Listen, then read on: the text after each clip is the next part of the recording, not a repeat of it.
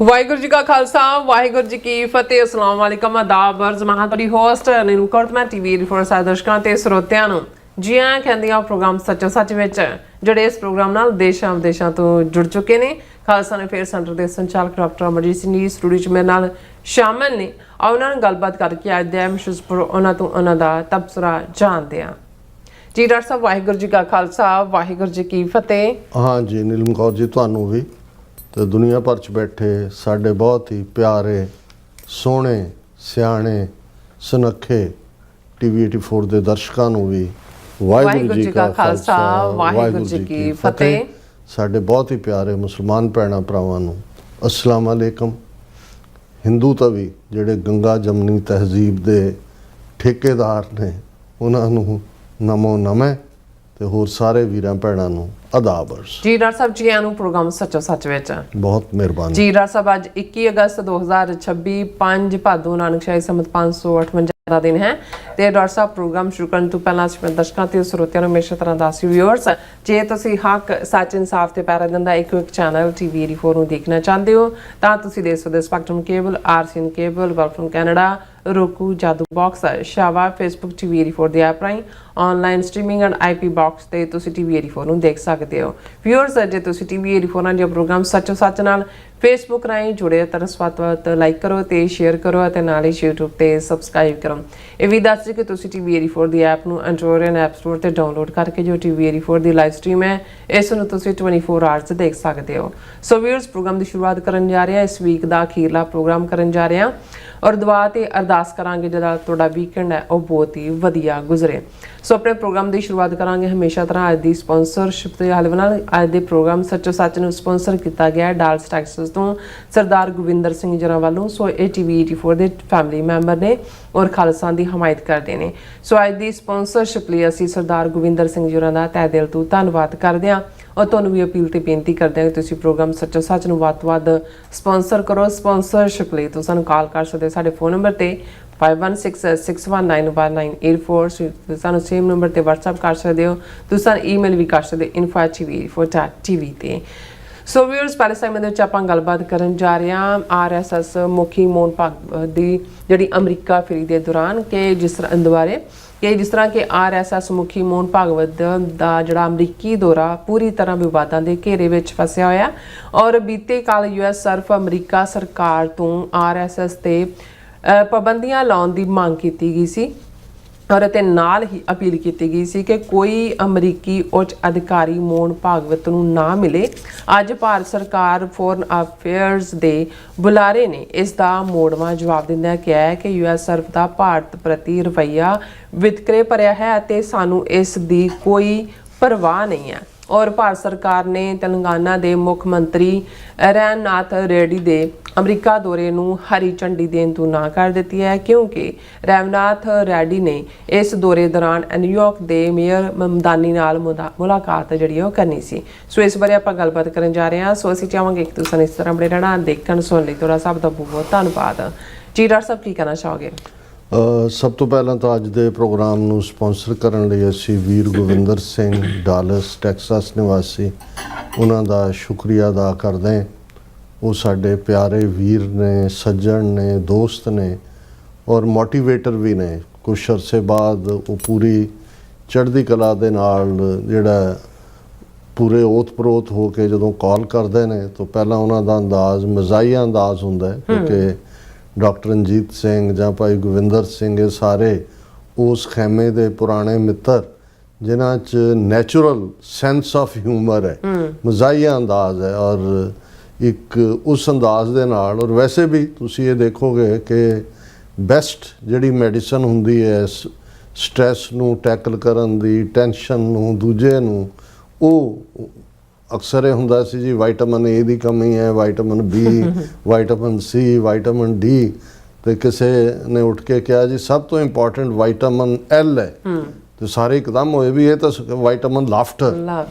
ਤੁਸੀਂ ਬਾਹਰਲੇ ਮੁਲਕਾਂ 'ਚ ਵੀ ਦੇਖੋਗੇ ਹੁਣ ਤਾਂ ਵਿਦਿਨ ਸਾਊਥ ਏਸ਼ੀਆ ਵੀ ਹੈ ਕਈ ਲਾਫਟਰ ਕੈਂਪ ਬਣੇ ਹੋਏ ਨੇ ਜਿਹਦੇ 'ਚ ਗਰੁੱਪ ਥੈਰੇਪੀ ਕਰਦੇ ਨੇ ਕਿ ਵੀ ਕਿਵੇਂ ਜਿਹੜੇ ਲੋਕ ਐਂਗਜ਼ਾਈਟੀ 'ਚ ਰਹਿੰਦੇ ਨੇ, ਚੁੱਪ ਰਹਿੰਦੇ ਨੇ, ਉਦਾਸ ਰਹਿੰਦੇ ਨੇ, ਡਿਗੇ ਜਿਹੇ ਰਹਿੰਦੇ ਨੇ, ਉਹ ਇਕੱਠੇ 30-30, 40-40 ਦੇ ਗਰੁੱਪ 'ਚ ਇਕੱਠੇ ਹੋ ਕੇ ਉਹ ਫਿਰ ਝੂਠਾ ਹਾਸਾ ਹੱਸ ਰਹੇ, ਉਹਨਾਂ ਨੂੰ ਹਸਾਇਆ ਜਾਂਦਾ ਔਰ ਹੱਸਦੇ ਨੇ ਖੁੱਲ੍ਹ ਕੇ। ਔਰ ਵੈਸੇ ਵੀ ਉਹਨਾਂ ਨੂੰ ਫਿਰ ਉਹ ਰਿਆਜ਼ ਦਿੱਤਾ ਜਾਂਦਾ ਕਿ ਸ਼ੀਸ਼ੇ ਦੇ ਸਾਹਮਣੇ ਖਲੋ ਕੇ ਰੋਜ਼ 5 ਮਿੰਟ, ਪਰ ਝੂਠਾ ਹਾਸਾ ਤਾਂ ਝੂਠਾ ਹੀ ਹੁੰਦਾ, ਉਹ ਤੁਹਾਡੇ ਅੰਦਰੋਂ ਤਾਂ ਨਹੀਂ ਹੁੰਦਾ। ਪਰ ਜਦੋਂ ਤੁਸੀਂ ਉਹਨਾਂ 'ਚ ਜਿਹਨਾਂ 'ਚ ਨੈਚੁਰਲ ਸੈਂਸ ਆਫ ਹਿਊਮਰ ਹੈ ਉਹਨਾਂ ਦੇ ਸਾਥ ਸੁਣਦੇ ਹੋ ਤੇ ਤੁਹਾਨੂੰ ਕੁਝ ਪਲਾਂ ਲਈ ਤਾਂ ਭੁੱਲ ਵੀ ਜਾਂਦਾ ਵੀ ਤੁਸੀਂ ਕਿੱਥੇ ਬੈਠੇ ਹੋ, ਕਿਵੇਂ।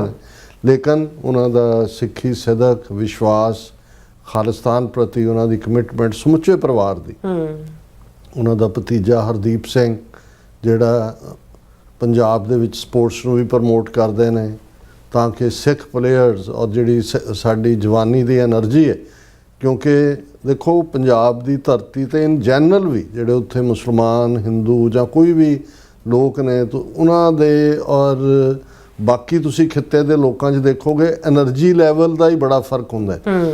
ਔਰ ਫਿਰ ਸਿੱਖਾਂ ਦੇ ਹਵਾਲੇ ਨਾਲ ਸਾਡੀ ਤਾਂ ਕਿਉਂਕਿ ਸਾਰੀ ਕ੍ਰੀਏਸ਼ਨ ਹੀ ਪੋਜ਼ਿਟਿਵਿਟੀ 'ਚ ਹੋਈ ਹੈ, ਚੜ੍ਹਦੀ ਕਲਾ 'ਚ ਹੋਈ ਹੈ। ਸਿੱਖ ਤੁਰਦੇ ਫਿਰਦੇ એનર્ਜੀ ਬੌਮ ਨੇ ਜੀ। ਔਰ ਇਹੀ ਜਦੋਂ ਸੰਤ ਪਿੰਡਾਂ ਵਾਲਿਆਂ ਨੂੰ ਇਹ ਕਿਹਾ ਜਾਂਦਾ ਸੀ, ਔਰ ਅਕਸਰ ਉਹ ਕਹਿੰਦੇ ਸੀ ਕਿ ਜੀ ਮੇਰੇ ਤੇ ਇਲਜ਼ਾਮ ਲੱਗਦਾ ਕਿ ਵੀ ਮੈਂ ਬੰਬ ਬਣਾਉਂਦਾ। ਉਹ ਕਹਿੰਦੇ ਜੀ ਵੀ ਹਾਂ ਮੈਂ ਬਣਾਉਂਦਾ, ਤੇ ਸਾਰੇ ਧਿਆਨ ਨਾਲ ਉਹ ਸੁਣਦੇ ਸੀ। ਫਿਰ ਉਹਨਾਂ ਨੇ ਕਹਿਣਾ ਵੀ ਹਾਂ ਮੈਂ ਅੰਮ੍ਰਿਤ ਛਕਾਉਂਦਾ ਤੇ ਹਰ ਅੰਮ੍ਰਿਤ ਧਾਰੀ ਚੱਲਦਾ ਫਿਰਦਾ ਬੰਬ ਹੈ।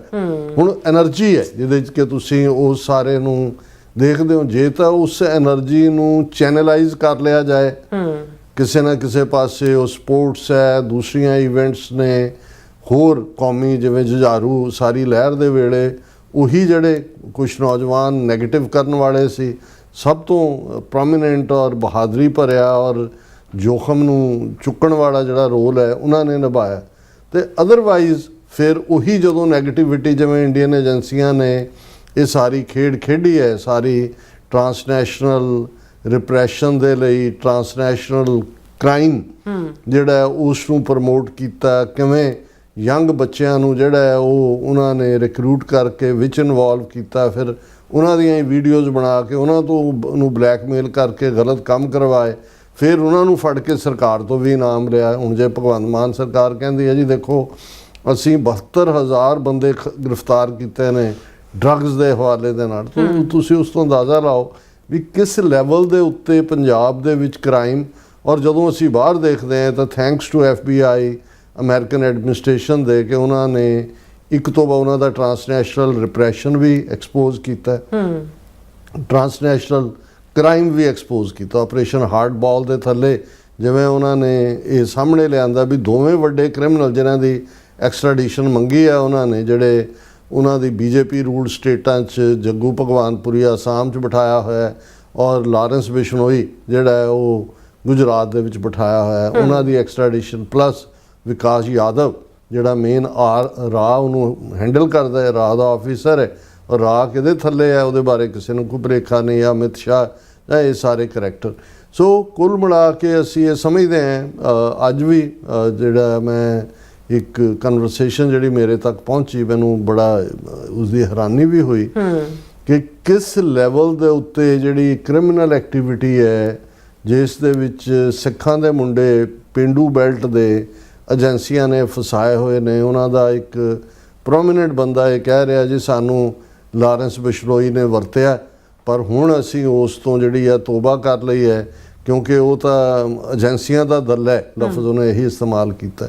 ਔਰ ਉਹਨੇ ਕਿਹਾ ਵੀ ਨਹੀਂ ਅਸੀਂ ਤਾਂ ਸਿੱਖ ਹਾਂ, ਗੁਰੂ ਗੋਬਿੰਦ ਸਿੰਘ ਦੇ ਸਿੱਖ ਹਾਂ, ਅਸੀਂ ਪਹਿਲੀ ਸਾਨੂੰ ਪਤਾ ਹੀ ਨਹੀਂ ਲੱਗਾ ਵੀ ਉਹ ਇਹ ਹੈ, ਅਸੀਂ ਤਾਂ ਉਸ ਗੁਰੂ ਦੇ ਸਿੱਖ ਹਾਂ ਜਿਹੜਾ ਜਦੋਂ ਤੀਰ ਮਾਰਦਾ ਸੀ ਉਸ ਤੀਰ ਨਾਲ ਵੀ 1.25 ਤੋਲਾ ਸੋਨਾ ਲੱਗਾ ਹੁੰਦਾ ਸੀ ਤਾਂ ਕਿ ਜਿਹੜਾ ਜ਼ਖਮੀ ਆ ਉਹ ਆਪਣਾ ਇਲਾਜ ਕਰਾ ਸਕੇ, ਤੇ ਜੇ ਕੋਈ ਮਾਰਿਆ ਗਿਆ ਤੇ ਉਹ ਆਪਣੇ ਦਾਹ ਸੰਸਕਾਰ ਜਾਂ ਕਫਨ ਦਾ ਜਾਂ ਦੂਸਰਾ ਉਹਦੇ ਘਰ ਵਾਲੇ ਉਹਦਾ ਪ੍ਰਬੰਧ ਕਰ ਸਕਣ।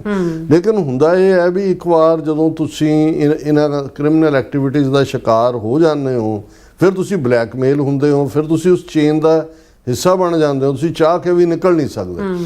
ਸੋ ਇਹਦੇ 'ਚ ਕੋਈ ਸ਼ੱਕ ਨਹੀਂ ਹੈ ਕਿ ਅਸੀਂ ਜਦੋਂ ਖਾਲਿਸਤਾਨ ਦੀ ਲੜਾਈ ਦੀ ਗੱਲ ਕਰਦੇ ਹਾਂ ਔਰ ਭਾਈ ਗੋਬਿੰਦਰ ਸਿੰਘ ਸਪਾਹ ਸਲਾਰ ਨੇ ਸਾਡੇ ਇਸ ਕਾਫਲੇ ਦੇ, ਤੇ ਇਹ ਇੱਕ ਚੈਲੰਜ ਨਹੀਂ ਹੈ, ਮਲਟੀਪਲ ਚੈਲੰਜਸ ਨੇ, ਕਈ ਪਾਸਿਓਂ ਹਮਲੇ ਨੇ। ਇੱਕ ਤਾਂ ਹੁੰਦਾ ਵੀ ਜਦੋਂ ਅਸੀਂ 18ਵੀਂ ਸਦੀ ਦੀ ਜੰਗ ਦੀ ਗੱਲ ਕਰਦੇ ਹਾਂ, ਮੁਗਲਾਂ ਨੇ ਸਾਨੂੰ ਲਾਲੈਸ ਲੋਕ ਡਿਕਲੇਅਰ ਕੀਤਾ ਹੋਇਆ ਸੀ। ਉਹਨਾਂ ਦਾ ਆਰਡਰ ਸੀ ਜਿੱਥੇ ਸਿੱਖ ਮਿਲੇ ਮਾਰ ਦਿਓ ਜਾਂ ਫੜਾ ਦਿਓ, ਇਨਾਮ ਪਾਓ। ਪਤਾ ਸੀ ਵੀ ਦੁਸ਼ਮਣ ਕੌਣ ਹੈ, ਤੇ ਜਿਹੜੇ ਸਾਡੇ ਨਾਲ ਹਮਦਰਦੀ ਰੱਖਦੇ ਸੀ ਜੇ ਉਸ ਪੀਰੀਅਡ ਦੇ ਵਿੱਚ ਵੀ ਪੰਜਾਬ ਦੇ ਵਿੱਚ ਜਿੱਥੇ ਸਿੱਖਾਂ ਦੀ ਆਬਾਦੀ ਬਹੁਤ ਘੱਟ ਸੀ, ਮੈਜੋਰਿਟੀ ਮੁਸਲਮਾਨ ਸਨ, ਲੇਕਿਨ ਜੇ ਇਸ ਸਭ ਦੇ ਬਾਵਜੂਦ ਉਹਨਾਂ ਦੇ ਇੰਨੇ ਜਿਹੜੇ ਸ਼ਿਕਾਰੀ ਕੁੱਤੇ ਹਕੂਮਤ ਦੇ ਜਿਹੜੀਆਂ ਉਹਨਾਂ ਦੀਆਂ ਮੋਬਾਈਲ ਯੂਨਿਟ ਸੀ, ਘੋੜ ਚੜੇ ਲੱਭ ਰਹੇ ਨੇ, ਸ਼ਿਕਾਰ ਕਰ ਰਹੇ ਨੇ, ਇੱਧਰ ਕਰ ਰਹੇ ਨੇ, ਸੂਹ ਦੇਣ ਵਾਲੇ ਨੇ, ਚੌਧਰੀ ਨੇ ਪਿੰਡਾਂ 'ਚ ਬੈਠੇ ਹੋਏ, ਇਨਾਮ ਲੈਣ ਵਾਲੇ ਨੇ, ਮੁਖਬਰਾਂ ਦਾ ਟੋਲਾ ਹੈ।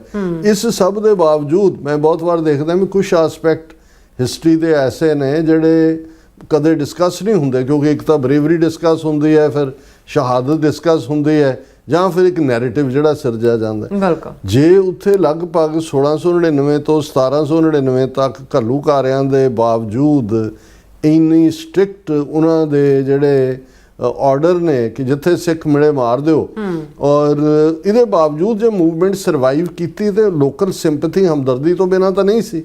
ਤੇ ਹਮਦਰਦੀ ਲੋਕਲ ਮੁਸਲਮਾਨਾਂ 'ਚ ਹੀ ਸੀ, ਜਿਹੜੇ ਜ਼ਾਹਰ ਹੈ ਖੇਤੀਬਾੜੀ ਵਾਲੇ, ਜੱਟ, ਜ਼ਿਮੀਂਦਾਰ, ਜਿਹੜੇ ਵੱਡੇ ਜ਼ਿਮੀਂਦਾਰ ਜਿਨ੍ਹਾਂ ਨੂੰ ਐਕਸਪਲੋਇਟ ਕਰਦੇ ਸੀ, ਤੇ ਉਹ ਸਮਝਦੇ ਸੀ ਵੀ ਸਿੱਖ ਸਾਡੀ ਨੁਮਾਇੰਦਗੀ ਕਰਦੇ ਨੇ। ਕਿਉਂਕਿ ਪਹਿਲਾ ਸਿੱਖ ਰਾਜ ਜਦੋਂ 1710 ਦੇ ਵਿੱਚ ਬਾਬਾ ਬੰਦਾ ਸਿੰਘ ਬਹਾਦਰ ਦੀ ਅਗਵਾਈ ਥੱਲੇ ਸਥਾਪਿਤ ਹੁੰਦਾ ਤੇ ਉਹਦਾ ਪਹਿਲਾ ਆਰਡਰ ਇਹ ਸੀ ਕਿ ਜ਼ਮੀਨ ਵਾਹੁਣ ਵਾਲਾ ਜ਼ਮੀਨ ਦਾ ਮਾਲਕ ਹੈ।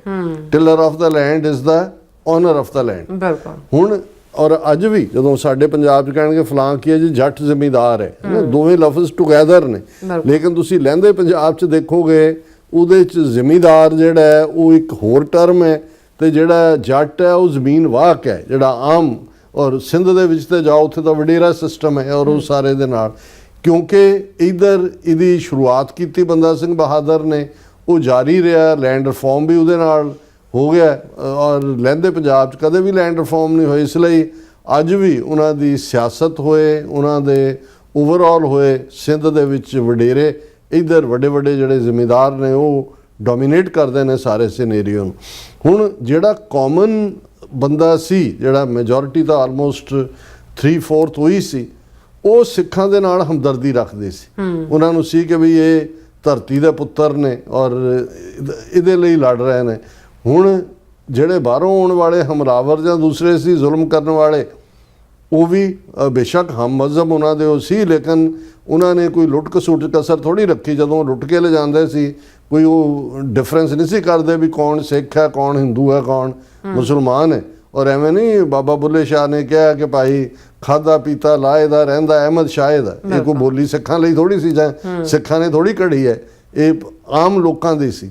ਸੋ ਜਦੋਂ ਧਰਤੀ ਦੇ ਪੁੱਤਰ ਖਲੋਤੇ, ਜਦੋਂ ਉਹਨਾਂ ਕਿਹਾ ਕਿ ਵੀ ਪੰਜਾਬ ਦੌਲਤ ਯਾਹੀ ਤੇ ਸਿੱਖ ਖਾਹੇ, ਦੱਖਣੀ ਪੱਛਮੀ ਕਿਮ ਲੈ ਜਾਹੇ, ਕਿ ਵੀ ਪੰਜਾਬ ਦੀ ਦੌਲਤ ਇਹ ਪੰਜਾਬੀਆਂ ਦੀ ਹੈ, ਸਿੱਖਾਂ ਨੇ ਵੀ ਇੱਥੋਂ ਹੀ ਖਾਣਾ। ਤੇ ਇਹ ਦੱਖਣ ਤੋਂ ਆਉਣ ਵਾਲੇ ਮਰਾਠੇ ਜਾਂ ਪੱਛਮ ਤੋਂ ਆਉਣ ਵਾਲੇ ਦਰਾ ਖੈਬਰ ਪਾਰ ਦੇ ਜਿਹੜੇ ਲਟੇਰੇ ਨੇ, ਧਾੜਵੀ ਨੇ, ਇਹ ਕਿਵੇਂ ਲੈ ਜਾਣਗੇ ਸਾਡਾ ਇਹ। ਸੋ ਅੱਜ ਵੀ ਜਿਹੜਾ ਮੈਂ ਸਮਝਦਾ ਵੀ ਜਦੋਂ ਅਸੀਂ ਖਾਲਿਸਤਾਨ ਦੇ ਕਨਸੈਪਟ ਦੀ ਗੱਲ ਕਰਦੇ ਹਾਂ, ਹਕੂਮਤ ਨੇ ਇਸ ਨੂੰ ਹਿੰਦੂ ਸਿੱਖ ਇਸ਼ੂ ਬਣਾਉਣ ਦੀ ਕੋਸ਼ਿਸ਼ ਕੀਤੀ, ਜਿਹੜੀ ਇਹ ਕਦੇ ਵੀ ਨਹੀਂ ਸੀ, ਨਾ ਹੀ ਹੈ। ਔਰ ਜਿਹੜੇ ਆਪਣੇ ਵੀ ਕਈ ਵਾਰ ਉਸ ਟਰੈਪ ਦੇ ਵਿੱਚ ਚਲੇ ਜਾਂਦੇ ਨੇ, ਆਪਣੇ ਵੱਲੋਂ ਤਾਂ ਉਹ ਕਾਜ਼ ਲਈ ਗੱਲ ਕਰ ਰਹੇ ਹੁੰਦੇ ਨੇ, ਪਰ ਇਹ ਫਿਰ ਹਕੂਮਤ ਦੇ ਨੈਰੇਟਿਵ ਨੂੰ ਜਿਹੜਾ ਉਹ ਕਰਨ ਦਾ। ਸਾਡਾ ਜਿਹੜਾ ਸਿਧਾਂਤ ਹੈ ਖਾਲਿਸਤਾਨ ਦਾ, ਉਹ ਬੜੇ ਸਪਸ਼ਟ ਰੂਪ ਦੇ ਵਿੱਚ ਜਿਸ ਪ੍ਰਥਾਏ ਭਗਤ ਰਵਿਦਾਸ ਜੀ ਜਿਹੜਾ ਵਰ੍ਹਾ ਹੈ 650 ਸਾਲਾ ਉਹਨਾਂ ਦੇ ਪ੍ਰਕਾਸ਼ ਪੁਰਬ ਦਾ ਵੀ ਹੈ, ਉਹਨਾਂ ਦਾ ਫਰਮਾਨ ਬੇਗਮਪੁਰਾ ਸ਼ਹਿਰ ਕੋ ਨਾਉ, ਦੁੱਖ ਅੰਦੋ ਨਹੀਂ ਤੈ ਠਾਓ, ਨਾ ਤਸ਼ਵੀਸ਼ ਖਰਾਜ ਨਾ ਮਾਲ, ਖੌਫ ਨਾ ਖਤਾ ਨਾ ਤਰਸ ਜਵਾਲ, ਅਬ ਮੋਹੇ ਖੂਬ ਵਤਨ ਗਹਿ ਪਾਈ, ਊਹਾਂ ਖੈਰ ਸਦਾ ਮੇਰੇ ਭਾਈ, ਕਾਇਮ ਦਾਇਮ ਸਦਾ ਪਾਤਸ਼ਾਹੀ, ਦੋਮ ਨਾ ਸੇਮ 100 ਆਹੀ। ਕਿ ਉਸ ਬੇਗਮਪੁਰੇ ਦੇ ਵਿੱਚ, ਉਸ ਸਿਸਟਮ ਪੋਲੀਟੀਕਲ ਦੇ ਵਿੱਚ ਸਾਰੇ ਅਵਲ ਦਰਜੇ ਦੇ ਸ਼ਹਿਰੀ ਹੋਣਗੇ, ਸ਼ਹਿਰੀ ਨੇ, ਦੋਮ ਨਾ ਸੇਮ, ਉਹ ਨੰਬਰ 2 ਤੇ ਨੰਬਰ 3 ਦੇ ਸ਼ਹਿਰੀ ਨਹੀਂ ਨੇ। ਅੱਜ ਤੁਹਾਡਾ ਰੁਤਬਾ ਸਿੱਖ ਕੌਮ ਦਾ ਜਾਂ 20 ਕਰੋੜ ਤੋਂ ਜ਼ਿਆਦਾ ਮੁਸਲਮਾਨ ਭਾਰਤ ਦੇ ਨਕਸ਼ੇ 'ਚ, ਜਾਂ ਈਵਨ ਦਲਿਤ ਜਾਂ ਈਸਾਈ, ਉਹ ਸੈਕੰਡ ਥਰਡ ਕਲਾਸ ਸਿਟੀਜ਼ਨ ਕਿ ਉਹਨਾਂ ਨੂੰ ਜਿਹੜੇ ਉਹ ਏਲੀਅਨ ਦੀ ਵਾਂਗ ਡੀਲ ਕਰ ਰਹੇ ਨੇ। ਉੱਥੇ ਲਾਅ ਜਿਹੜਾ ਹੈ, ਲਾਅ ਉਹ ਮੈਜੋਰਿਟੀ ਬਾਹਮਣਾਂ ਦੇ ਲਈ ਹੈ। ਉੱਥੇ ਬੈਠੇ ਜੱਜ ਉਹਨਾਂ ਦੇ ਸੁਪਰੀਮ ਕੋਰਟ ਦੇ ਫੈਸਲੇ ਦੇਖੋ, ਦੂਸਰੇ ਦੇਖੋ। ਸੋ ਜਦੋਂ ਅਸੀਂ ਰਾਜ ਕਰੇਗਾ ਖਾਲਸਾ ਦੀ ਗੱਲ ਕਰਦੇ ਹਾਂ, ਜਾਂ ਜਦੋਂ ਅਸੀਂ ਗੁਰੂ ਅਰਜਨ ਸਾਹਿਬ ਦੇ ਸੰਕਲਪ ਦੀ ਗੱਲ ਕਰਦੇ ਹਾਂ, ਕਿ ਹੁਣ ਹੁਕਮ ਹੋਆ ਮਿਹਰਬਾਨ ਦਾ ਪੈ ਕੋਏ ਨਾ ਕਿਸੈ ਰਿਆਣ ਦਾ ਸਭ ਸੁਖਾਲੀ ਉਠਿਆ ਇਹ ਹੋਆ ਹਲੇਮੀ ਰਾਜ। ਹਲੇਮੀ ਰਾਜ ਕੀ ਹੈ? ਪੈ ਕੋਈ ਨਾ ਕਿਸੇ ਰਿਆਣ ਦਾ, ਕੋਈ ਕਿਸੇ ਨੂੰ ਤੰਗ ਨਾ ਕਰੇ, ਕਿਸੇ ਦੇ ਕੋਈ ਹੱਕ ਨਾ ਖੋਏ। ਸੋ ਅਸੀਂ ਉਸ ਕਾਜ਼ ਦੇ ਨਾਲ ਜੁੜੇ ਹੋਏ ਹਾਂ। ਈਵਨ ਹੁਣ ਦੀ ਸਾਡੀ ਮੂਵਮੈਂਟ 'ਚ ਵੀ ਜਿਹੜੀ ਗਲੋਬਲ ਇਸ ਵੇਲੇ ਉਸ ਦੀਆਂ ਰੈਮੀਫਿਕੇਸ਼ਨਸ ਫੋਰਨ ਗਵਰਨਮੈਂਟਸ ਵੀ ਕਬੂਲ ਰਹੀਆਂ। ਮੈਂ ਦੇਖ ਰਿਹਾ ਕਿ ਕਿਤੇ ਨਾ ਕਿਤੇ ਕ੍ਰਿਮੀਨਲ ਐਲੀਮੈਂਟ ਜਿਹੜਾ ਹੈ, ਗੈਂਗ ਕਲਚਰ ਜਿਹੜਾ ਕ੍ਰੀਏਟ ਏਜੰਸੀਆਂ ਨੇ ਕੀਤਾ, ਔਰ ਇਹ ਜਦੋਂ ਹੌਲੀ ਵਿੱਚ ਵੜਨ ਲੱਗ ਜਾਂਦੇ ਨੇ ਫਿਰ ਕੋਈ ਬਾਉਂਡਰੀਜ਼ ਨਹੀਂ ਹੁੰਦੀਆਂ। ਔਰ ਕਈ ਵਾਰ ਜਿਹੜੇ ਉਹ ਸਾਰੇ ਦੇ ਵਿੱਚ, ਔਰ ਅਸੀਂ ਇਸ ਗੱਲ ਦੇ ਪੱਕੇ ਹਾਮੀ ਹੈ ਕਿ ਭਾਈ ਸਾਡੀ ਮੂਵਮੈਂਟ ਸੱਚ ਹੱਕ ਇਨਸਾਫ ਲਈ ਹੈ। ਸਾਡੇ ਮੂਵਮੈਂਟ ਨੂੰ ਚਲਾਉਣ ਵਾਲਿਆਂ 'ਚ ਵੀ ਕੁਰਬਾਨੀਆਂ, ਸ਼ਹੀਦੀਆਂ 'ਚ ਵੀ ਕਿਰਤੀ ਸਿੱਖਾਂ ਨੇ ਸਭ ਤੋਂ ਵੱਡਾ ਜਿਹੜਾ ਉਹ ਆਪਣਾ ਯੋਗਦਾਨ ਪਾਇਆ। ਔਰ ਅਸੀਂ ਗੁਰਸਿੱਖਾਂ ਦੇ ਦਸਵੰਧ ਦੇ ਪੈਸੇ ਨਾਲ, ਉਹਨਾਂ ਦੀ ਨੇਕ ਕਿਰਤ ਕਮਾਈ ਨਾਲ ਹੀ ਜਿਹੜੀ ਹੈ ਉਹ ਜੁਝਾਰੂ ਲਹਿਰ ਦਾ ਵੱਡਾ ਹਿੱਸਾ ਵੀ ਇਸੇ ਹੀ ਰਸਤੇ 'ਤੇ ਤੁਰਿਆ। ਤੰਗ ਦਸਤੀਆਂ 'ਚੋਂ ਜਿਨ੍ਹਾਂ ਦੇ ਕੋਲ ਜੇ ਕੋਈ ਸਾਧਨ ਆਏ ਵੀ ਉਹਨਾਂ ਨੇ ਆਪਣੇ ਪਰਿਵਾਰਾਂ ਨੂੰ ਨਹੀਂ ਦਿੱਤੇ। ਪਰਿਵਾਰ ਉਹਨਾਂ ਦੇ ਵਿਚਾਰੇ ਉਵੇਂ ਹੀ ਸਟਰਗਲ ਕਰਦੇ ਰਹੇ ਜਾਂ ਕਰ ਰਹੇ ਨੇ। ਉਹਨਾਂ ਦਾ ਹੁੰਦਾ ਸੀ ਕਿ ਭਾਈ ਇਹ ਜਿਹੜਾ ਹੈ ਕੌਮ ਦੀ ਹੱਕ ਹਲਾਲ ਦੀ ਕਮਾਈ ਹੈ। ਕਦੇ ਸਿੱਖਾਂ ਨੇ ਇਹ ਨਹੀਂ ਸੋਚਿਆ ਹੈ ਕਿ ਭਾਈ ਅਸੀਂ ਕੋਈ ਉਹ ਚਿੱਟਾ ਵੇਚਣਾ ਹੈ, ਕੋਈ ਫਲਾਂ ਚੀਜ਼ ਜਿਹੜੀ ਹੈ ਜਾਂ ਡਰੱਗਸ ਦੇ ਵਿੱਚ ਤੁਸੀਂ 1 ਕਿਲੋ ਹੈਰੋਇਨ ਕੱਢ ਦਿਓ 1 ਕਰੋੜ ਆ ਜਾਏਗਾ ਨਾ।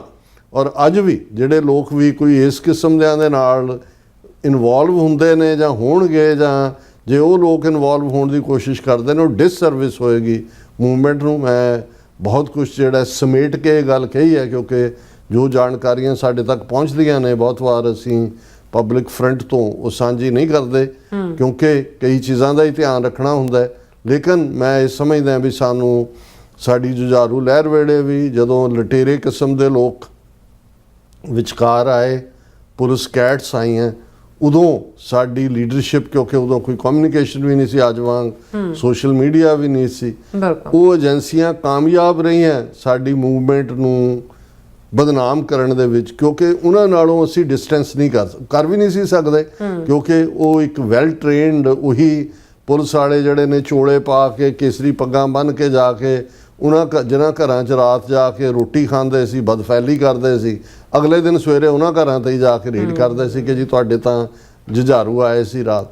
ਸੋ ਹੁਣ ਵੀ ਕਿਉਂਕਿ ਹੁਣ ਇਸ ਵੇਲੇ ਇੱਕ ਪੀਸਫੁਲ ਅੰਦਾਜ਼ ਦੇ ਵਿੱਚ ਦੁਨੀਆ ਭਰ ਦੇ ਵਿੱਚ ਖਾਲਿਸਤਾਨ ਦੀ ਗੱਲ ਹੈ ਔਰ ਇਸ ਦਾ ਧਿਆਨ ਰੱਖਣਾ ਬੜਾ ਜ਼ਰੂਰੀ ਹੈ ਕਿ ਅਗੇਨ ਕ੍ਰਿਮੀਨਲ ਐਲੀਮੈਂਟ ਜਿਹੜਾ ਹੈ, ਗੈਂਗਸਟਰ ਐਲੀਮੈਂਟ ਜਾਂ ਫਰੋਤੀ ਮਹਿਕਮਾ ਜਾਂ ਕੋਈ ਹੋਰ ਪੈਸੇ ਦੇ ਲਾਲਚ ਦੇ ਵਿੱਚ ਜਾਂ ਦੂਜੇ 'ਚ ਜੇ ਘੁਸਪੈਠ ਕਰਦਾ ਤੇ ਇਹ ਫਿਰ ਸਾਡੀ ਇੱਕ ਹੋਰ ਵੱਡੀ ਫੇਲਿਅਰ ਹੋਏਗੀ। ਸੋ ਵੀਰ ਗੋਬਿੰਦਰ ਸਿੰਘ ਔਰ ਉਹਨਾਂ ਦੇ ਸਮੁੱਚੇ ਪਰਿਵਾਰ ਦਾ ਬਹੁਤ ਸ਼ੁਕਰੀਆ। ਗੱਲ ਅਸੀਂ ਕੱਲ੍ਹ ਵੀ ਕੀਤੀ ਸੀ, ਅੱਜ ਕੱਲ੍ਹ ਸਾਰੇ ਪੰਥਕ ਹਲਕਿਆਂ 'ਚ ਵੀ ਔਰ ਅਮਰੀਕਾ ਦੀਆਂ ਬਾਕੀ ਵੀ ਜਿਹੜੀਆਂ ਵਿਦਨ ਇੰਡੀਆ ਵੀ ਇੱਕ ਉਹਨਾਂ ਦਾ ਗਰੁੱਪ ਹੈ Indians the, Hindus for human rights, ਜਿਹੜੇ ਇੱਥੋਂ ਦੇ ਐਕੈਡੈਮਿਕ ਔਰ ਦੂਸਰੇ ਲੋਕ ਹਲਕਿਆਂ 'ਚ ਨੇ, ਉਹਨਾਂ ਨੂੰ ਵੀ ਇੰਟੀਮੀਡੇਟ ਕੀਤਾ ਜਾਂਦਾ ਕਿਉਂਕਿ ਉਹ ਮੋਦੀ RSS ਦੀ ਆਈਡੀਓਲੋਜੀ ਦਾ ਵਿਰੋਧ ਕਰਦੇ ਨੇ। ਅਦਰਵਾਈਜ਼ ਤਾਂ ਇੰਡੀਅਨ ਨੈਸ਼ਨਲਿਸਟ ਨੇ, ਉਹ ਕੋਈ ਇੰਡੀਆ ਨੂੰ ਤੋੜਨ ਦੇ ਹੱਕ 'ਚ ਨਹੀਂ ਨੇ। ਲੇਕਿਨ ਅਸੀਂ ਸਮਝਦੇ ਹਾਂ ਵੀ ਜਿਸ ਹੱਦ ਤੱਕ ਜਾਂ ਜਿਸ ਲੈਵਲ 'ਤੇ ਵੀ ਕੋਈ ਗੱਲ ਕਰਦਾ ਉਹਦੇ ਉਨੇ ਕੁ ਰੋਲ ਨੂੰ ਐਪਰੀਸ਼ੀਏਟ ਕਰਨਾ ਚਾਹੀਦਾ।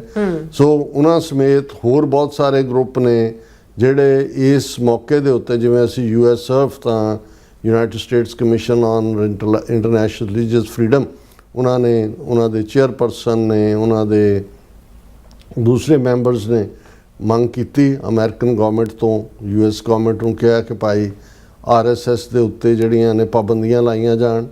ਇਹ ਜਿਹੜੀ ਹੈ ਇੱਕ ਵਿਤਕਰੇ ਕਰਨ ਵਾਲੀ, ਨਫ਼ਰਤ ਭਰਪੂਰ ਔਰ ਦੂਸਰੀ ਨਾਜ਼ੀ ਲਾਈਕ ਤਾਂ ਨਹੀਂ ਕਿਹਾ ਉਹਨਾਂ ਨੇ, ਉਸ ਤੋਂ ਪਹਿਲਾਂ ਉਹ ਪਤਾ ਹੀ ਹੈ ਕਿ ਵੀ ਕੀ ਹੈ ਵੀ ਇਹ ਜਿਹੜੀ ਹੈ RSS ਦਾ ਮੁਖੀ ਹੈ ਔਰ ਨਰਿੰਦਰ ਮੋਦੀ ਦਾ ਪ੍ਰਚਾਰਕ ਰਿਹਾ। ਔਰ ਜੋ ਨਰਿੰਦਰ ਮੋਦੀ ਦਾ ਰੋਲ ਹੈ 2002 'ਚ ਜਾਂ ਹੁਣ ਪਿਛਲੇ 12 ਸਾਲਾਂ ਤੋਂ ਜੋ ਇਹਨਾਂ ਦਾ ਰੋਲ ਚੱਲ ਰਿਹਾ ਹੈ, ਉਹ ਅਗੇਂਸਟ ਹੈ ਜਿਹੜੀਆਂ ਵੈਲਿਊਜ਼ ਡੈਮੋਕ੍ਰੇਸੀ ਔਰ ਰਿਲੀਜੀਅਸ ਫਰੀडम ਦੀਆਂ ਨੇ ਔਰ ਇਹਨਾਂ 'ਤੇ ਪਾਬੰਦੀ ਲਾਈ ਜਾਏ। ਦੂਸਰੀ ਮੰਗ USCIRF ਨੇ ਕੀਤੀ ਕਿ ਭਾਈ ਇਹਨਾਂ ਨੂੰ ਜਿਹੜਾ ਕੋਈ ਵੀ ਅਮਰੀਕਾ ਦਾ ਉੱਚ ਅਧਿਕਾਰੀ, ਆਲਾ ਆਫਿਸਰ ਜਿਹੜਾ ਹੈ ਉਹਦਾ ਮਤਲਬ ਉਹਦੇ 'ਚ ਈਵਨ ਕਾਂਗਰਸਮੈਨ ਵੀ ਆ ਜਾਂਦੇ ਨੇ ਇਲੈਕਟਡ ਜਾਂ ਜਿਹੜੇ ਦੂਸਰੇ ਨੇ ਜੋ ਗਵਰਨਮੈਂਟ ਅਪਾਇੰਟਡ, ਉਹ ਇਹਦੇ ਨਾਲ ਮੁਲਾਕਾਤ ਨਾ ਕਰੇ। ਹੁਣ ਇਹ ਦੇਖਣਾ ਹੋਏਗਾ ਕਿ ਵੀ ਕਿੰਨਾ ਕੁ ਔਰ 25 ਤਰੀਕ ਤੋਂ 29 ਤੱਕ 29 ਨੂੰ ਇੱਥੇ ਮੈਡੀਸਨ ਸਕੁਐਅਰ ਗਾਰਡਨ 'ਚ ਹੈ ਉਸ ਦਾ, ਜਿਸ ਤੇ ਬਾਹਰ ਜ਼ੋਰਦਾਰ ਵਿਖਾਵੇ ਦੇ ਲਈ ਸਾਡੇ ਸਾਰੇ ਵੀਰ, ਖਾਸ ਤੌਰ ਤੇ ਈਸਟ ਕੋਸਟ ਸਿੱਖ ਕੋਆਰਡੀਨੇਸ਼ਨ ਕਮੇਟੀ, ਅਮਰੀਕਨ ਗੁਰਦੁਆਰਾ ਪ੍ਰਬੰਧਕ ਕਮੇਟੀ, ਇਹ ਸਾਰੇ ਲੱਗੇ ਹੋਏ ਨੇ। ਵੀਰ ਹਿੰਮਤ ਸਿੰਘ ਪੂਰੇ ਜਿਹੜਾ ਇਸ ਦੇ ਉੱਤੇ ਜਿਹੜਾ ਉਹ ਲਗਾਤਾਰ ਕੰਮ ਕਰ ਰਹੇ ਨੇ। ਸੋ ਅਸੀਂ ਵੀ ਕਿਹਾ ਸੀ ਵੀ 29 ਅਗਸਤ ਨੂੰ ਮਾਰਕ ਕਰ ਲਓ, ਸਾਰੇ ਉਸ ਪ੍ਰੋਟੈਸਟ ਦਾ ਹਿੱਸਾ ਬਣੋ। ਦੂਸਰੇ ਪਾਸੇ ਅਸੀਂ ਇਹ ਐਕਸਪੈਕਟ ਵੀ ਕਰ ਰਹੇ ਸੀ ਕਿ ਵੀ ਹੁਣ ਜਿਹੜਾ US ਸਰਫ ਨੇ ਪੋਜੀਸ਼ਨ ਲਈ ਹੈ ਜਾਂ ਸਿੱਖ ਜਥੇਬੰਦੀਆਂ ਨੇ ਜਿਹੜੀ ਲਾਈਨ ਲਈ ਹੈ, ਇੰਡੀਆ ਕਿਵੇਂ ਰਿਐਕਟ ਕਰੇਗਾ। ਹਾਲਾਂ ਜੋ ਰਿਐਕਸ਼ਨ ਉਹਨਾਂ ਦਾ ਆਇਆ ਉਹ ਠੀਕ ਲਾਈਨ 'ਤੇ ਹੀ ਆਇਆ। ਉਹਨਾਂ ਨੇ ਤਾਂ ਇਵੇਂ, ਕਿਉਂਕਿ US ਸਰਫ ਜਦੋਂ ਪਿਛਲੇ 5 ਸਾਲ ਤੋਂ ਆਪਣੀ ਰਿਪੋਰਟ ਦੇ ਵਿੱਚ ਇਹ ਕਹਿੰਦੀ ਹੈ ਵੀ ਇੰਡੀਆ ਨੂੰ ਕੰਟਰੀ ਆਫ ਪਾਰਟਿਕੂਲਰ ਕੰਸਰਨ ਐਲਾਨਿਆ ਜਾਏ, ਤੇ ਉਹ ਕਹਿੰਦੇ ਨੇ ਕਿ ਜੀ ਇਹ US ਸਰਫ ਨੂੰ ਪਾਰਟਿਕੂਲਰ ਕੰਸਰਨ ਐਲਾਨਿਆ ਜਾਏ। ਇਹ ਬਿਲਕੁਲ ਜਿਹੜਾ ਹੈ ਉਹ ਵਿਤਕਰਾ ਕਰਦੇ ਨੇ। ਔਰ ਦੂਸਰਾ ਇਹਨਾਂ ਨੂੰ ਪਤਾ ਹੀ ਨਹੀਂ ਹੈ ਇੰਡੀਆ ਕਿੰਨਾ ਵੱਡਾ ਮੁਲਕ, ਕਿੰਨੀ ਵੱਡੀ ਡੈਮੋਕ੍ਰੇਸੀ, ਕਿੰਨਾ ਵੱਡਾ ਫਲਾਣਾ ਇਹ ਉਹ ਜਿਵੇਂ ਉਹਨਾਂ ਦਾ ਹੁੰਦਾ। ਲੇਕਿਨ ਮੈਨੂੰ ਇਹ ਸੀ ਵੀ ਇਸ ਵਾਰ ਰਿਲੇਟਿਵਲੀ ਰਿਸਟ੍ਰੇਨਡ ਰਿਐਕਸ਼ਨ ਹੋਏਗਾ, ਕਿਉਂਕਿ ਆਲਰੇਡੀ ਮੋਹਨ ਭਾਗਵਤ ਨੇ ਆਣਾ ਔਰ US ਸਰਫ ਸੈਮਾਈ ਗਵਰਨਮੈਂਟ ਬਾਡੀ ਹੈ, ਲੇਕਿਨ ਉਹਨਾਂ ਨੇ ਉਹੀ ਆਪਣਾ ਜਿਹੜੀ ਹੈ ਸੁਰ ਰੱਖੀ ਹੈ। ਔਰ ਇਹਨਾਂ ਦੀ ਜਿਹੜੀ ਆਪਣੀ ਨਿਊਜ਼ ਏਜੰਸੀ PTI ਵੀ ਔਰ ਰਾਹ ਦੀ ਆਊਟਫਿਟ ANI, ਉਹਨਾਂ ਨੇ ਹੈਡਲਾਈਨ ਲਾਈ ਹੈ, ਸ਼ੁੱਡ ਇਗਨੋਰ ਸੱਚ institutions, Ministry of External Affairs slams US serf's remarks on RSS, calls it biased and lacking in credibility। ਹੁਣ ਉਹਨਾਂ ਦਾ ਜਿਹੜੀ ਐਕਸਟਰਨਲ ਅਫੇਅਰਸ ਮਿਨਿਸਟਰੀ ਦਾ ਸਪੋਕਸਪਰਸਨ ਹੈ, ਉਹਨੂੰ ਹੁਣ ਕਾਫੀ ਲੰਬਾ ਵਕਤ ਹੋ ਗਿਆ ਸਪੋਕਸਪਰਸਨ ਬਣਿਆ, ਉਹ ਪੂਰਾ ਮੂੰਹ ਵਿੰਗਾ ਜਿਹਾ ਕਰਕੇ ਉਹ ਬੋਲਦਾ ਜਸਵਾਲ। ਉਸ ਨੂੰ ਜਦੋਂ ਉਹਨੇ ਜਿਹੜਾ US ਸਰਫ ਨੇ ਲੇਟੈਸਟ ਰਿਮਾਰਕਸ ਦਿੱਤੇ ਨੇ ਕਿ RSS ਦੇ ਉੱਤੇ ਪਾਬੰਦੀਆਂ ਲਾਈਆਂ ਜਾਣ, ਉਹਨੇ ਕਿਹਾ ਜੀ ਇਹ US ਸਰਫ ਦੀ ਰਿਪੋਰਟ ਬਾਇਸਡ ਹੈ ਔਰ ਇਸ ਦੀ ਕੋਈ ਕ੍ਰੈਡੀਬਿਲਿਟੀ ਨਹੀਂ ਹੈ। ਔਰ ਰਣਧੀਰ ਜੈਸਵਾਲ ਉਹਦਾ ਪੂਰਾ ਨਾਂ ਹੈ ਉਹਨਾਂ ਦੇ spokesperson the.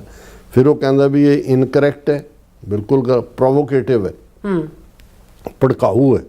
We all know this is ਬਾਇਸ, we all ਨੋ, ਤੁਸੀਂ ਹਿੰਦੂ ਤੋਂ ਵੀ ਜਾਣਦੇ ਹੋ ਕਿਉਂਕਿ ਤੁਹਾਡੇ ਸਿਰ 'ਚ US ਸਰਫ ਛਿੱਤਰ ਮਾਰਦਾ ਹੈ, ਇਸ ਲਈ ਤੁਹਾਨੂੰ ਜੋ ਕੁਝ ਤੁਸੀਂ ਕਰਦੇ ਹੋ ਤੁਹਾਨੂੰ ਉਹਦੇ 'ਚ ਵਿਤਕਰਾ ਨਜ਼ਰ ਨਹੀਂ ਆਉਂਦਾ, ਇੱਥੇ ਤੁਹਾਨੂੰ ਵਿਤਕਰਾ ਨਜ਼ਰ ਆਉਂਦਾ। We all know this is a bias institution, for years it has made incorrect and provocative statements about India।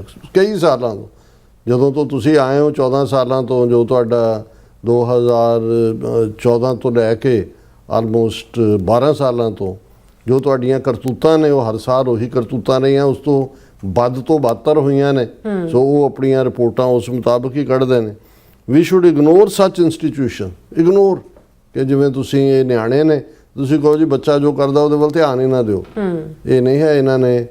ਇਹਨਾਂ ਨੇ ਜਿਹੜਾ ਮੋਦੀ ਦਾ 12 ਸਾਲ ਅਮਰੀਕਾ ਦੀ ਧਰਤੀ ਤੇ ਵੜਨ ਨਹੀਂ ਦਿੱਤਾ। ਇਹ ਇਗਨੋਰ ਇੰਸਟੀਟਿਊਸ਼ਨ ਨਹੀਂ ਹੈ, ਇਹ ਸਰਕਾਰ ਦਾ ਇੱਕ ਵੱਡਾ ਇਕੱਲਾ ਥਿੰਕ ਟੈਂਕ ਹੀ ਨਹੀਂ ਹੈ, ਉਸ ਦੀ ਕਾਰਜਸ਼ੈਲੀ ਨੂੰ ਵੀ ਪ੍ਰਭਾਵਿਤ ਕਰਦਾ ਹੈ। As they have their own agenda, भी उन्हों का अपना एजेंडा है। उन्हों का की एजेंडा है भाई? उन्हों का एजेंडा यह है कि तुहाडे वर्गे जिहड़े नाजीवादी फिरकू लोग ने दुनिया दे विच बैठे, तानाशाह डिकटेटर दूजे तीजे, उन्हों के एक्शनस नूं एक्सपोज करना।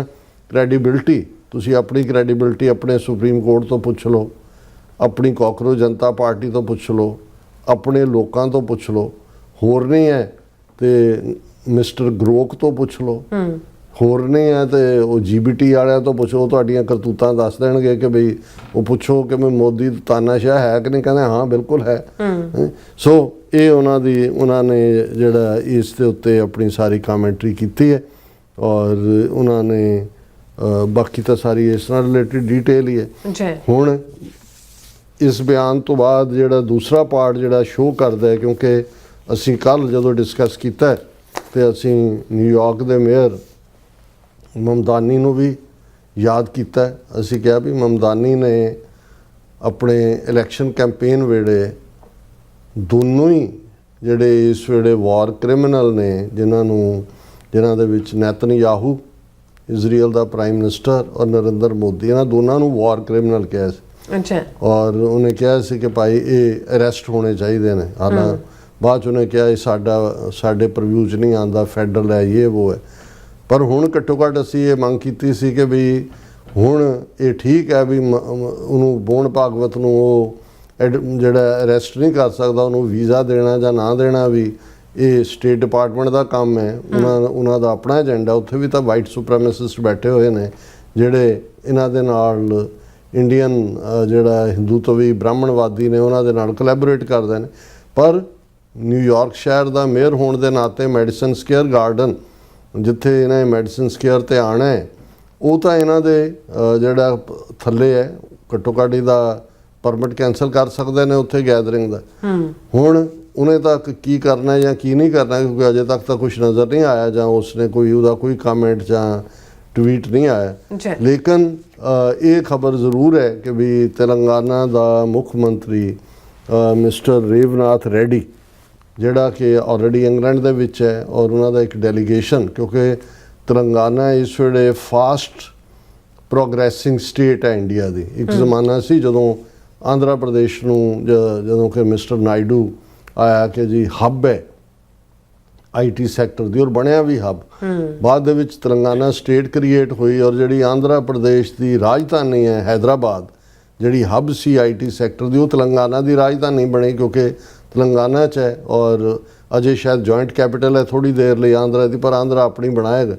ਸੋ ਆਲਰੇਡੀ ਇਹ ਜਿਹੜਾ ਚੀਫ ਮਿਨਿਸਟਰ ਹੈ ਰੇਵਨਾਥ, ਜਿਹੜਾ BJP ਦਾ ਨਹੀਂ ਹੈ, ਦੂਸਰੀ ਪਾਰਟੀ ਹੈ ਮੇਰੇ ਖਿਆਲ ਹੈ ਤੇਲੰਗਾਨਾ ਜਿਨ੍ਹਾਂ ਨੇ ਬਣਾਇਆ, ਉਸ ਪਾਰਟੀ ਨਾਲ ਹੀ ਸੰਬੰਧਿਤ ਹੈ। ਔਰ ਉਹਨੇ ਜਿਹੜਾ ਉਹ UK ਤੋਂ ਬਾਅਦ ਅਮਰੀਕਾ ਆਉਣਾ ਸੀ, ਬੋਸਟਨ ਦੇ ਵਿੱਚ ਉਹਦਾ ਜਿਹੜਾ ਨਿਸ਼ਾਨਾ ਹੈ ਉਹ ਬੋਸਟਨ ਦੇ, ਔਰ ਇਹ ਉਹਨਾਂ ਦਾ ਸੀ। ਉਹਨਾਂ ਨੇ ਕਿਹਾ ਕਿ visit by chief minister as well as other dignitaries, ਇਹ ਇਸ ਲਈ ਹੈ ਤਾਂ ਕਿ ਜਿਹੜਾ ਪ੍ਰਪੋਜ਼ ਪ੍ਰੋਗਰਾਮ ਸੀ ਉਹਦੇ ਥੱਲੇ ਉਹਨਾਂ ਨੇ ਬੋਸਟਨ ਦੇ ਐਕੈਡਮੀਆ ਨੂੰ ਇਹ ਕਹਿਣਾ ਸੀ ਕਿ ਵੀ ਤੁਸੀਂ ਆਪਣੀ ਇਨਵੈਸਟਮੈਂਟ ਕਰੋ, ਹੈਦਰਾਬਾਦ ਆਓ ਜਿਹੜੇ ਨੇ, ਔਰ ਉਹ ਸਾਰੀ ਨੂੰ ਜਿਹੜਾ ਉਹ ਡਿਵੈਲਪ ਕਰਨ ਦੀ ਲਾਈਨ ਉਹ ਰੱਖਣਾ ਚਾਹੁੰਦੇ ਸੀ। ਬੋਸਟਨ ਦਾ ਜਿਹੜਾ ਉਹਦੇ 'ਚ ਉਹਨਾਂ ਨੇ ਕਿਹਾ, ਤੇਲੰਗਾਨਾ ਚੀਫ ਮਿਨਿਸਟਰ ਦੇ ਆਫਿਸ ਨੇ, Reddy was scheduled to travel from UK to Boston as part of a delegation to forge partnership with leading educational institutions and promote Telangana as a global knowledge and skills hub। ਕਿ ਤੇਲੰਗਾਨਾ ਦੇ ਵਿੱਚ ਇਹ ਜਿਹੜੇ ਐਕੈਡਮਿਸ਼ੀਅਨਸ ਔਰ ਦੂਸਰੇ ਉਧਰ ਧਿਆਨ ਦੇਣ ਤਾਂ ਕਿ ਤੇਲੰਗਾਨਾ ਜਿਹੜਾ ਹੈ ਉਹ ਨੌਲੇਜ ਔਰ ਸਕਿੱਲ ਹੱਬ ਬਣ ਸਕੇ। ਔਰ ਉਹਨੂੰ ਐਨ ਕਿਉਂਕਿ UK ਤੋਂ ਉਹਨੇ ਫਲਾਈ ਕਰਨਾ ਸੀ, ਔਰ ਜਿੰਨੇ ਚੀਫ ਮਿਨਿਸਟਰ ਨੇ, ਹਾਲਾਂ ਅੱਜ ਭਾਰਤ ਦੇ ਵਿੱਚ ਜਿਹੜੀਆਂ ਸਟੇਟਾਂ ਨੇ ਉਹਨਾਂ ਦਾ ਰੁਤਬਾ ਤਾਂ ਆਲਮੋਸਟ ਜਿੰਨੀਆਂ ਪਾਵਰਸ ਇੱਥੇ ਸਿਟੀ ਕੌਂਸਲਸ ਨੂੰ ਨੇ ਉਨੀਆਂ ਵੀ ਉਹਨਾਂ ਦੇ ਕੋਲ ਨਹੀਂ ਨੇ। ਸੋ ਪਰਮਿਸ਼ਨ ਲੈਣੀ ਪੈਂਦੀ ਹੈ ਬਾਹਰ ਆਉਣ ਦੀ। ਉਹਦੇ ਕੋਲ ਵੀਜ਼ਾ ਹੈ ਅਮਰੀਕਾ ਦਾ, ਲੇਕਿਨ UK ਤੋਂ ਹੀ ਉਹਨਾਂ ਨੇ ਉਹਨੂੰ ਕਹਿ ਦਿੱਤਾ ਕਿ ਬਈ ਨਹੀਂ ਤੂੰ ਅਮਰੀਕਾ ਨਹੀਂ ਜਾਣਾ, ਔਰ ਉਹਦਾ ਕਾਰਨ ਕਿਸੇ ਨੂੰ ਲੱਭਣ ਦੀ ਬਹੁਤੀ ਲੋੜ ਨਹੀਂ ਪਈ। ਉਹਦੇ 'ਚ ਉਹਨਾਂ ਦੀ ਆਪਣੀ ਪ੍ਰੈਸ ਨੇ ਹੀ ਇਹ ਖਬਰ ਲਾਈ, centre stops Revanth from flying to US over Mamdani meet. ਕਿਉਂਕਿ ਮਿਸਟਰ ਰੇਵਨਾਥ ਨੇ ਜਿਹੜੀ ਉਹਦੀ ਵਿਜ਼ਿਟ ਸੀ ਅਮਰੀਕਾ ਦੀ, ਉਹਦੇ 'ਚ ਉਹਨੇ ਜਿਹੜਾ ਮਿਸਟਰ ਮਮਦਾਨੀ ਨੂੰ ਵੀ ਮਿਲਣਾ ਸੀ। ਹੁਣ ਮਮਦਾਨੀ ਨੇ ਮੋਦੀ ਨੂੰ ਵੀ ਵਾਰ ਕ੍ਰਿਮੀਨਲ ਕਿਹਾ। ਉਮਰ ਖਾਲਿਦ ਜਿਹਨੂੰ ਸੁਪਰੀਮ ਕੋਰਟ ਵੀ ਜ਼ਮਾਨਤ ਦੇਣ ਤੋਂ ਜਿਹੜਾ ਉਹ ਭੱਜ ਰਿਹਾ ਬਾਰ-ਬਾਰ, ਕਈ ਸਾਲਾਂ ਤੋਂ 2020 ਤੋਂ 6 ਸਾਲ ਹੋ ਗਏ ਨੇ ਉਹਨੂੰ ਅੰਦਰ ਦਿੱਤਿਆਂ ਹੋਇਆਂ ਕਿ ਜੀ ਉਹਨੇ ਭੜਕਾਊ ਸਪੀਚ ਦਿੱਤੀ, ਜਦੋਂ ਕਿ ਜਿਹੜੇ ਬਲਾਤਕਾਰੀ ਕਨਵਿਕਟਡ ਕੋਈ ਸੌਦਾ ਸਾਧ ਹੈ, ਕੋਈ ਉਹ ਦੂਸਰੇ ਸਾਰੇ ਰੇਪਿਸਟ ਗੁਜਰਾਤ ਦੇ, ਉਹ ਹਰ 6 ਮਹੀਨੇ ਬਾਅਦ ਪੈਰੋਲ 'ਤੇ ਵੀ ਆਏ ਹੁੰਦੇ ਨੇ ਔਰ ਉਹਨਾਂ ਦੀਆਂ ਜ਼ਮਾਨਤਾਂ ਵੀ ਹੋ ਗਈਆਂ। ਸੋ ਉਸ ਨੂੰ ਵੀ, ਉਮਰ ਖਾਲਿਦ ਨੂੰ ਵੀ ਮਮਦਾਨੀ ਨੇ ਮੇਅਰ ਬਣਨ ਤੋਂ ਬਾਅਦ ਜਿਹੜਾ ਉਹ ਜ਼ੋਰਦਾਰ ਪੱਤਰ ਲਿਖਿਆ ਸੀ। ਔਰ ਇਸ ਤੋਂ ਪਹਿਲਾਂ ਜਦੋਂ ਮਮਦਾਨੀ ਨਿਊਯਾਰਕ ਅਸੈਂਬਲੀ ਮੈਂਬਰ ਸੀ, ਔਰ ਕਿਉਂਕਿ ਸਾਡਾ ਇਹ ਏਰੀਆ ਜਿੱਥੇ ਸਾਡਾ ਸਟੂਡੀਓ ਰੈਜ਼ੀਡੈਂਸ ਦੂਜਾ ਉਹ ਉਹਦੇ ਡਿਸਟ੍ਰਿਕਟ 'ਚ ਪੈਂਦਾ ਹੈ, ਅਤੇ ਜਦੋਂ ਮੈਨੂੰ FBI ਨੇ ਡਿਊਟੀ ਟੂ ਵਾਰ ਨੋਟਿਸ ਦਿੱਤਾ ਅਤੇ ਉਦੋਂ ਮਮਦਾਨੀ ਨੇ ਸਟੇਟ ਅਸੈਂਬਲੀ ਦੇ ਮੈਂਬਰ ਹੁੰਦੇ ਆ 8-9 ਹੋਰ ਅਸੈਂਬਲੀ ਮੈਂਬਰਾਂ ਦੇ ਨਾਲ ਉਹਨਾਂ ਨੇ ਪ੍ਰੈਜ਼ੀਡੈਂਟ ਬਾਈਡਨ ਨੂੰ ਚਿੱਠੀ ਲਿਖੀ ਸੀ ਕਿ ਭਾਈ ਇਹਨਾਂ ਨੂੰ ਰੋਕਿਆ ਜਾਏ, ਇੰਡੀਆ ਟਰਾਂਸਨੈਸ਼ਨਲ ਰਿਪਰੈਸ਼ਨ ਕਰ ਰਿਹਾ। ਔਰ ਦੂਸਰਾ ਹਾਲਾਂਕਿ ਜਦੋਂ ਦਾ ਮੇਅਰ ਬਣਿਆ ਅਦਰ ਦੈਨ ਕਿ ਉਸਨੇ 2-3 ਅੱਛੇ ਸਿੱਖ ਲੜਕੇ ਅਪਾਇੰਟ ਕੀਤੇ ਨੇ ਚੰਗੀਆਂ ਪੋਜੀਸ਼ਨਸ ਤੇ, ਕੋਈ ਹੋਰ ਜਿਹੜਾ ਹੈ, ਜਾਂ ਉਹਨੇ ਇਜ਼ਰਾਈਲ ਡੇ ਦੇ ਮੌਕੇ ਤੇ ਉਹਨੂੰ ਜੁਆਇਨ ਨਹੀਂ ਕੀਤਾ, ਪਾਕਿਸਤਾਨ ਡੇ ਪਰੇਡ ਨੂੰ ਜੁਆਇਨ ਕੀਤਾ। ਲੇਕਿਨ ਹੁਣ ਮੈਂ ਸਮਝਦਾ ਵੀ ਟੈਸਟ ਹੋਏਗਾ ਕਿ ਕਿਤੇ ਮਮਦਾਨੀ ਜਿਹੜਾ ਸ਼ਾਇਦ ਅੱਗੋਂ ਐਂਬੀਸ਼ੀਅਸ ਹੋਏ ਗਵਰਨਰ ਦੇ ਲਈ, ਜਾਂ ਦੂਜੇ ਇਹ ਤਾਂ ਨਹੀਂ ਹੈ ਵੀ ਉਹਨੂੰ ਜਿਹੜੀ ਹੈ ਉਹ ਨਿਊਯਾਰਕ ਦੀ ਹਿੰਦੂ ਵੋਟ ਨਜ਼ਰ ਆਉਣ ਲੱਗ ਗਈ, ਜਾਂ ਉਹਦੀ ਮੰਮੀ ਦੀਪਾ ਮਹਿਰਾ ਨੇ ਕਿਹਾ ਹੋਇਆ, ਉਹ ਵੀ ਵੱਡਾ ਸਾਰਾ ਟਿੱਕਾ ਲਾਉਂਦੀ ਹੈ, ਉਹ ਹਿੰਦੂ ਲੇਡੀ ਹੈ, ਅੰਮ੍ਰਿਤਸਰ ਲਾਹੌਰ ਤੋਂ ਹੈ, ਬਾਅਦ ਦੇ ਵਿੱਚ ਜਿਹੜਾ ਉਹਨੇ ਫਿਲਮਾਂ ਵੀ ਬਣਾਈਆਂ, ਉਹ ਗ੍ਰੇਸਫੁਲ ਲੇਡੀ ਹੈ। ਲੇਕਿਨ ਕਿਤੇ ਨਾ ਕਿਤੇ ਫਿਰ ਮਾਂ ਨੇ ਵੀ ਅੰਦਰ ਬਾੜ ਕੇ ਜੇ ਕਿਹਾ ਹੋਇਆ ਕਿ ਪੁੱਤਰ ਆਪਣੀ ਜਰਾ ਨਾਨਕਿਆਂ ਦੇ ਧਰਮ ਦਾ ਵੀ ਧਿਆਨ ਰੱਖੀ। ਹੁਣ ਇਹ ਦੇਖਣਾ ਹੋਏਗਾ ਕਿਵੇਂ। ਲੇਕਿਨ ਭਾਰਤ ਨੇ ਆਪਣਾ ਰੰਗ ਦਿਖਾ ਦਿੱਤਾ ਹੈ ਵੀ ਤੇਲੰਗਾਨਾ ਦੇ ਚੀਫ ਮਿਨਿਸਟਰ ਨੂੰ ਵੀ ਰੋਕ ਦਿੱਤਾ ਹੈ, ਉਹਨੂੰ ਅਮਰੀਕਾ ਐਂਟਰੀ ਤੋਂ ਹੀ ਜਿਹੜੀ ਉਹ ਪਰਮਿਸ਼ਨ ਦੇਣ ਤੋਂ ਨਾ ਕਰਤੀ, ਕਿਉਂਕਿ ਉਹਨੇ ਮਮਦਾਨੀ ਨੂੰ ਮਿਲਣਾ ਆ ਕੇ। ਜੀ ਡਾਕਟਰ ਸਾਹਿਬ, ਤੁਹਾਡਾ ਬਹੁਤ ਬਹੁਤ ਸ਼ੁਕਰੀਆ। ਸੌਥਾ ਨੂੰ ਬ੍ਰੇਕ ਤੇ ਜਾਣ ਤੋਂ ਪਹਿਲਾਂ ਅਸੀਂ ਦਰਸ਼ਕਾਂ ਤੇ ਸਰੋਤਿਆਂ ਨੂੰ ਅਪੀਲ ਤੇ ਬੇਨਤੀ ਕਰਦੀ ਹੈ ਵਿਊਅਰਸ, ਜਿਸ ਤਰ੍ਹਾਂ ਤੁਸੀਂ ਜਾਣਦੇ ਹੋ ਕਿ ਟੀਵੀ 84 ਹੱਕ ਸੱਚ ਇਨਸਾਫ ਦੀ ਆਵਾਜ਼ ਬੁਲੰਦ ਕਰ ਰਿਹਾ ਹੈ। ਇਹ ਆਵਾਜ਼ ਤੁਹਾਡੇ ਪਿਆਰ ਸਦਕਾ, ਤੁਹਾਡੇ ਵਿਸ਼ਵਾਸ ਸਦਕਾ, ਤੁਹਾਡੇ ਡੋਨੇਸ਼ਨ ਸਦਕਾ ਹੋ ਸਕਦੀ ਹੈ। ਸੋ ਅਸੀਂ ਚਾਹਾਂਗੇ ਕਿ ਤੁਸੀਂ ਟੀਵੀ 84 ਦੀ ਚੜ੍ਹਦੀ ਕਲਾ ਲਈ ਵੱਧ ਤੋਂ ਵੱਧ ਡੋਨੇਟ ਕਰੋ। ਡੋਨੇਟ ਕਰਨ ਲਈ ਸਾਡੀ ਵੈਬਸਾਈਟ TV ਤੇ ਜਾ ਕੇ ਪੇਪਲ ਦੀ ਵਰਤੋਂ ਕਰਕੇ 1 ਟਾਈਮ ਡੋਨੇਟ ਕਰ ਸਕਦੇ ਹੋ, ਮੰਥਲੀ ਡੋਨੇਟ ਵੀ ਕਰ ਸਕਦੇ ਹੋ। ਤੁਸੀਂ ਟੀਵੀ 84 ਦੇ ਨਾਮ ਤੇ ਚੈੱਕ ਬਣਾ ਕੇ ਸਾਨੂੰ ਮੇਲ ਵੀ ਕਰ ਸਕਦੇ ਹੋ ਸਾਡੇ ਇਸ ਪਤੇ ਤੇ 36-01 37 Avenue, Long Island City, New York 11101 USA, ਜਾਂ ਫਿਰ ਤੁਸੀਂ ਸਾਨੂੰ ਫੋਨ ਰਾਹੀਂ ਵੀ ਸੰਪਰਕ ਕਰ ਸਕਦੇ ਹੋ 5166619184। ਤੁਸੀਂ ਸਾਨੂੰ ਈਮੇਲ ਵੀ ਕਰ ਸਕਦੇ ਹੋ info@tv84.tv ਤੇ। ਅਸੀਂ ਤੁਹਾਡੇ ਤਹਿ ਦਿਲ ਤੋਂ ਸ਼ੁਕਰਗੁਜ਼ਾਰ ਹੋਵਾਂਗੇ। ਇਸ ਵਕਤ ਲੈਣੇ ਬ੍ਰੇਕ। ਵਿਊਅਰਸ, ਤੁਸੀਂ ਸਾਨੂੰ ਇਸੇ ਤਰ੍ਹਾਂ ਬਣੇ ਰਹਿਣਾ। ਮਿਲਦੇ ਹਾਂ ਆਫਟਰ ਦਿਸ ਸ਼ਾਰਟ ਬ੍ਰੇਕ।